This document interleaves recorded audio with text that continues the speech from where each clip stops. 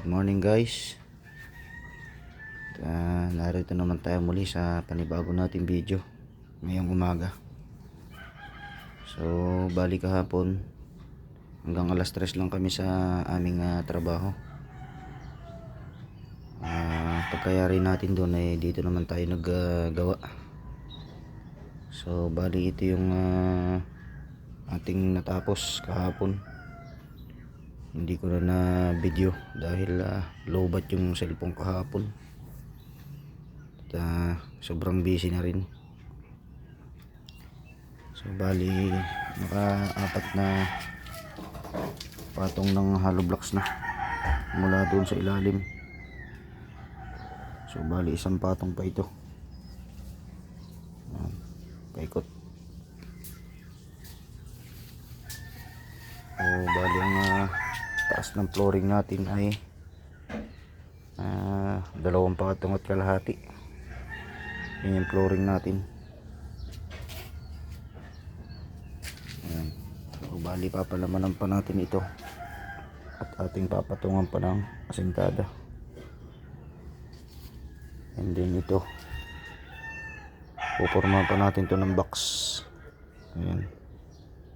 Bubuhusan natin ito para matibay itong ating barindilya. Ayan. And then pupormahan din natin itong ibabaw na to. Lalagyan natin pasimano para malapad yung ating uupuan. At ito naman bubuhusan din natin yan ng halo. Itong ating pinaka daluyan ng tubig, open canal palabas doon.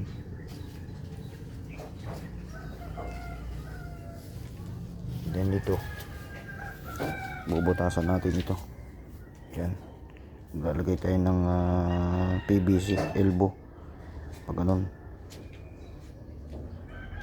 And then maglalagay tayo dito ng box. Asintadahan natin ng hollow blocks para dyan ang istakan ng tubig, para konti lang yung mag-overflow dito palabas doon bakod. Tapos ito aasintahan pa natin ito, 2 patong papunta ron. And then magtatambak tayo dyan pantay doon sa labi ng hollow blocks na yun. Ganyan kataas ang ating flooring. So bali ang flooring natin magmula doon papunta rito labas, magbababa tayo ng uno para yung tubig in case na umulan dito lahat ang papunta ng tubig, hindi magkakaroon stock dyan. Pagka umuulan umaanggi magkakatubig kasi yun, kaya dapat yung tubig pa-flow dito. Magbababa tayo ng uno. Yan. Tapos ito papalitadahan natin yan, mga hollow blocks na yan, para magandang tignan. Yan.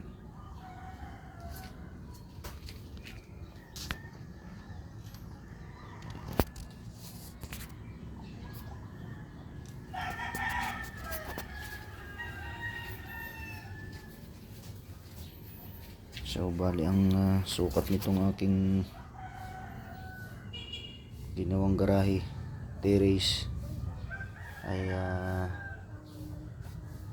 3 meters by 230 centimeter. Ayan. O bali ito. Ayan.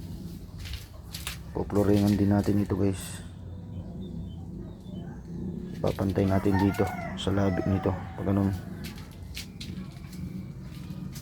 papunta ron, para yung tubig dito lahat ang punta palabas, yung mga tubig nga manggagaling dito sa tulo nito tsaka yung manggagaling sa labas. Yan, doon lahat ang punta guys sa kanal, at yung manggagaling doon sa ating alulod. Ganyan guys ang ating plano.